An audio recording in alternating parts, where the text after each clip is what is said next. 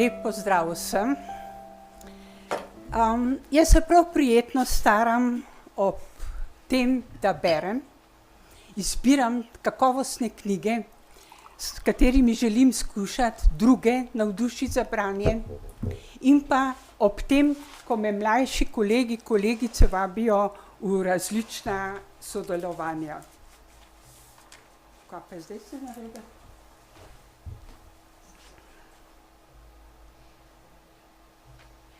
Hvala.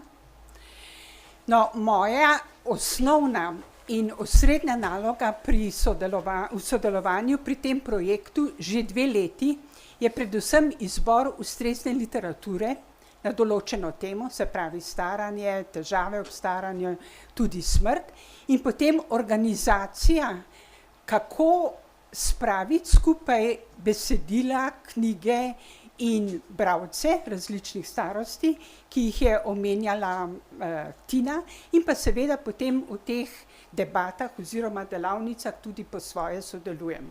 Naj pa takoj povem, da je izbor besedil zame eno najlepših del tega projekta. Namreč, ko naberem vse knjige na določeno temo, in teh je iz leta v leto več, podobno kot se veča delež prebivalcev starejših od 65 let, tako je tudi vse več slikanic in mladinskih knjig in knjig za odrasle, ki obravnavajo starost. No, in ko naberem vse te knjige in jih pregledam, preberem, si s tem pomagam tudi s priročnikom za kakovostno branje Pionirske, Centra za mladinsko književnost in knjižničarstvo, to je dostopno tudi na spletni strani, in za sprotne knjige si pomagam s knjigometrom. In to, kar vam bom zdajle pokazala, je izbor slikanic. Vendar ne samo izbor slikanic, ki smo jih uporabljali letos, ampak tudi v lanskem delu našega projekta. Vse slikanice so razstavljene, za to predstavitev sem pa izbrala samo tiste, ki so mogoče osrednje. Vsi poznamo slovensko ljudsko pravljico Pšenica najlepši cvet, izšla je z ilustracijami Ančke Gošnik Godec pri založbi Mladinska knjiga večkrat. Če sem čisto natančna, to sploh ni slikanica, ker je delež besedila tolikšen in pa zaokrožen, da govorimo pravzaprav o ilustrirani pravljici. In ta pravljica je v slovenščini doživela več različic, in tudi če pogledate po drugih nacionalnih književnosti, boste vedno videli, da gre za ta moment, ko nek kralj, nek vladajoči odloči, da starejši od 60, 65 ali pač določene starosti nimajo več pravice do življenja in jih mora mlajša generacija, njihovi otroci odnesti pod skalo, v goro ali že kam. Toda v naši ljudski pravljici Pšenica najlepši svet, kot vemo, se sin odloči, da bo kršil kraljev ukaz in svojega starega očeta skrije. Ko pa kralj išče ženina oziroma moža za svojo hčerko, zastavlja takšne uganke, da jih rešuje samo naš glavni junak, in sicer po nasvetu svojega starega očeta, ki ga je bil skril. In zdaj je kralj tisti, ki vpraša, od kod ti modrost, in glavni junak odgovori in mu pove. No, in potem pride tisti znameniti končni stavek, da je treba spoštovati starejši in najmlajše generacije pomagamo do njihovega poslednjega trenutka v življenju. V sodobnem času, natančno leta 2015, je izšla slikanica Ide Mlakar z ilustracijami Petra Škerla, ki pa je tudi sodobna kakovostna slikanica do te mere, da je leta 2015 prejela tudi nagrado Kristine Brenkove za izvirno slovensko slikanico in leto kasneje je bila uvrščena med Bele vrane, to je zbirka mednarodne mladinske knjižnice v Münchnu, in ta uvrstitev pomeni priznanje kakovosti celostne slikanice. In tudi Peter Škerl, ki je ilustrator te slikanice, je sicer naš kandidat za dve prestižni mednarodni nagradi za Andersenovo in nagrado Alma, Astrid Lindgren Memorial Award. Tukaj govori o kravi, ki laja v luno. Glejte, krava je odslužila, ni več koristna, ne daje mleko, pride ji na uho, da jo bodo peljali k veterinarju, najbrž k mesarju, in iz obupa začne krava nekako se obračati proti luni in najbrž je mukati, vendar ker ima tako iztrošeno grlo, se to sliši kot lajanje, oziroma mi mislimo, da psi lajajo v luno in tako naprej. No, krava pravočasno pobegne v noči, vidite, da prvi del slikanice je temen, oziroma jaz sem izbrala eno ilustracijo iz prvega dela, ki je temna, se zateče v svojem begu v en skedenj in tam naleti na konja, ki je prav tako že svoje pridobitniško, potrošniško obdobje, tako kot ga jemljajo ljudje, preživel in zdaj je star, neuporaben in oba skupaj pobegneta. In krava, slišali smo, da zna lajati v luno, poje, medtem ko konj stepa in imata skupne predstave, ko ona poje, on pleše in zabavata poslušalce na svoji poti proti morju, proti lepemu življenju, proti piknikom in tako naprej. Skratka, v tretjem življenjskem obdobju, ko nista več koristna, pravzaprav izživita svoje talente, svoje sanje iz mladosti in se imata zelo prijetno. No, letos nismo uporabljali slikanice Lele Benjatin, Zakaj babica jezna, pa bi vas vendarle opozorila na njo, ker je pač izvirno slovensko besedilo. Z ilustracijami je Alenke Sotler. Babica seveda ni jezna, niti ni tečna, je pa seveda drugačna in njeni jo doživljajo tako, kot da je jezna, nerazpoložena. Začnejo se namreč prvi znaki demence. In skozi zgodbo mi to napredovanje bolezni spoznamo, vse bolj sprejemamo. Sta pa na kraju tudi dve spremni besedi, dr. Aleša Kogoja, ki to strokovno razloži, in pa dr. Igorja Seksida, ki razloži, kako besedilo in pa ilustracija upovedita ta problem. No, v slovenskem prostoru imamo pedagoško svetovalko Katarino Kesič-Dimic, ki se loteva različnih problemov, na katere naleti pri svojem delu, dela namreč kot svetovalka na osnovni šoli in zna te probleme predstaviti v knjigah.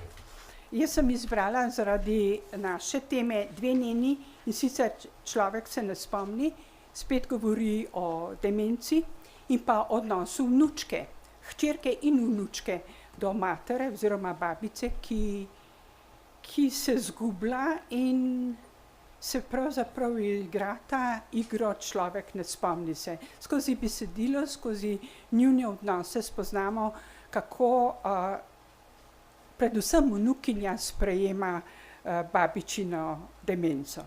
No, in Kradljivka spomina obravnava tudi demenco, vendar je to besedilo namenjeno otrokom v drugem triletju osnovne šole, se pravi, ne gre za slikanico. Demenco obravnavata tudi slikanici Moj dedek, Babica moja pogosto pozabi. V slikanicah za otroke so ponavadi ravno otroci tisti, ki najbolje sprejemajo spremembe svojih starih staršev, seveda, če jim pravilno predstavimo. Zdi se, da imajo tudi edini čas in potrpljenje in že kaj, in tudi ta smisel, ki se pri otrocih pokaže kot igra.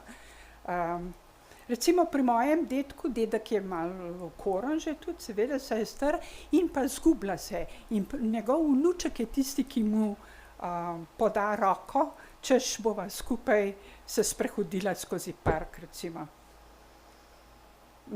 Slikanica je komaj kaj besedila, zelo izčiščena ilustracija in bi lahko funkcionirala v bistvu tudi brez besedila.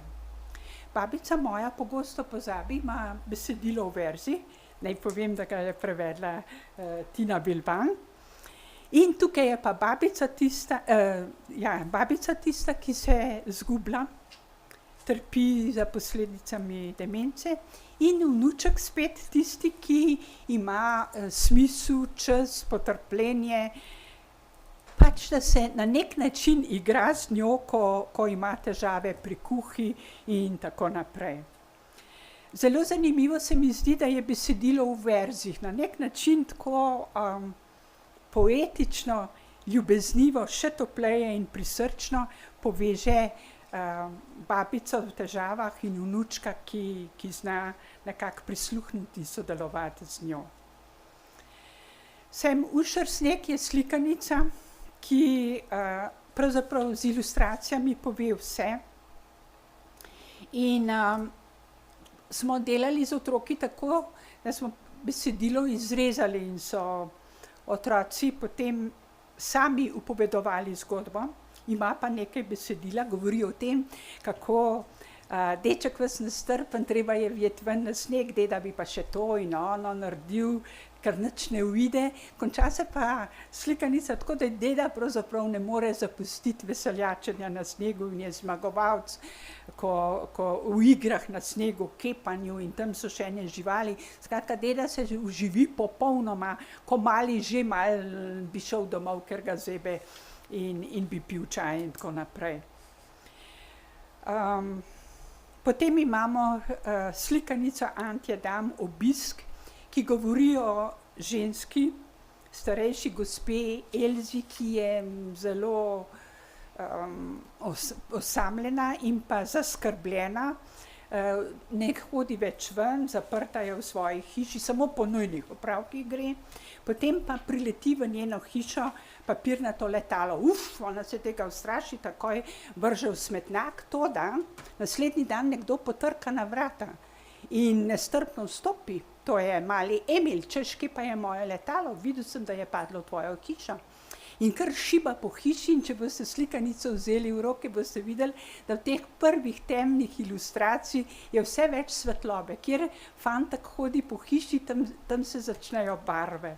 No in ena od ilustracij, ki mi je ljuba, je tudi tale, se vidite, gospa Elza začne Emilu brati, on še ne bere. Skupaj kuhata, ona mu naredi pico in skupaj delata papirnata letala. In če vzamete začetek, prvo stran oziroma notranjo stran slikanice, vidite, da je čist temna. Seveda, takšno je življenje Elzino, dokler ne odpre vrat. Ampak ko stopi Emil v njeno življenje, je vse v svetlih barvah. No in zadnja slikanica, ki jo želim pokazati, je pa Sploščeni zajec. To je prvi prevod iz ferščine v slovenščini. Tudi slikanica z zelo izčiščenim besedilom, in bi ga tudi ne bilo treba, kajti ilustracija pravzaprav pove vse. Kuža in podganica, ki je tako luštna, da ji otroci pravijo kar miška, najdeta sploščenega zajca na cesti in takole, pa ne moreš pustiti enega mrtvega, ne. Tam je tudi en avto, tako da lahko razumemo, tako čist majčken rdeč avto na ilustraciji, da lahko razumemo, kaj se je sploščenemu zajcu naredilo. Zdaj onadva premišljujeta. Zaneseta sploščenega zajca v kočo pasjo in celo noč premišljujeta, kaj z njim narediti. Deske na hišici pasji kar takole skačejo, tako namreč krešeta svoje misli. In zjutraj se spomnita in naredita ogrodje za zmaja in tja pripneta sploščenega zajca in ga pošljeta nad mesto, kjer sta ga našla, ga pošljeta v nebo. Glejte, več kot sem vam oziroma skoraj malo manj pripovedujemo otrokom in odraslim, ki jim dajemo slikanice, kaj slikanice predstavljajo. Vsebine pravzaprav ne, kajti vse se mora zgoditi med bralcem. Pa naj bodi katerekoli starosti, otrokom ali odraslim, ko slikanico dobi v roke, vidi naslovnico in naslov in se začne graditi njegovo polje pričakovanja. Kaj je v tej slikanici? In potem, ko jo prelistava in mu spregovorijo ilustracije in ko jo bere in mu spregovori besedilo. in ko mu spregovori oboje skupaj. In najbrže se slikanica bere tako, da večkrat prelistam in opazujem ilustracije, kajti te velikokrat, mnogokrat povejo več, kot pa je v samem besedilu. Najboljše slikanice so pač tiste, ki imajo uravnoteženo med besedilom in ilustracijo. In z veseljem opazujem, kako delajo s tem otroci, kako delajo bodoče vzgojiteljice. O tem vam bo povedala Petra. Kaj si one zamišljajo, kako bodo predstavljali otrokom slikanico. No, moja izkušnja s starejšimi v tem univerzi za tretje življenjsko obdobje je bila zelo zanimiva. In vodim še eno skupino odraslih, čeprav so v glavnem starejši bralcev v knjižnici Medvode, in tam ugotavljam, da nekateri ne berejo slikanic drugače kot samo besedilo, ne pogledajo ilustracije. Se zdaj delamo že 8 let skupaj, pa sem jih že marsikaj naučila. Ampak če besedilo ne pove, ne pogleda ilustracije. Medtem, veste, kot tele gospe na tretjem življenjskem obdobju so jemale slikanice v roke in rekle, ja, pšenico poznamo, pšenico najlepši svet, seveda. In so se spomnile ilustracije Anče Gošni Godek. In kako so jemale z občudovanjem in navdušeno v roke slikanice v kravi, ki lajajo luno. In kako so zaznale razliko v barvah, kako so videle, kako na ilustraciji in v barvah, kako krava navdušeno poje in njen partner konj pleše. Še najbolj me je pa, tudi pri snegu ni bilo težav. Gospe so pripovedovale zgodbe brez, ne da bi brale besedilo. Še najbolj sem bila pa presenečena pri Sploščenem zajcu. Smo vendarle v neki krščanskem kulturnem okolju in sem pričakovala, da bodo rekle, ne vem kaj, da prvič, da ni prav, da se zajca sploščenega pošlje v nebo, ali pa, da je ravno to nekak metaforičen izraz tega, ne, ker gre duša po smrti kao v nebo. Kako so bile gospe odprte. To nekakor več ne velja, da samo mlade generacije znajo brati ilustracije oziroma, ker so pod vplivom televizije in računalnika nekako naučeni brati likovne elemente. Nasprotno, odprte gospe in so slikanice zaživele, bom rekla, na novo v interakciji besedilo, ilustracija in one in medve s Tino, ki sva to poslušali. No, je pa tudi res, da v zadnjem času, 10 let in več, slikanice niso več vse prvenstveno namenjene otrokom. Nekatere so. Vendar, če so te slikanice kakovostne, so sporočilne tudi odraslim, se pravi staršem in starim staršem, odraslim in starejšim ljudem. Predvsem, če delamo z otroki. Vse več je pa tudi slikanic, ki niso prvenstveno osredinjene na otroke in so pravzaprav pač oblika knjige in je namenjena vsem ljudem in včasih še najmanj otrokom, ampak predvsem odrasli. In potegnemo iz besedila in ilustracije toliko, kolikor smo pač pripravljeni se odpreti kot sporočilu, kot estetskemu užitku. Hvala lepa.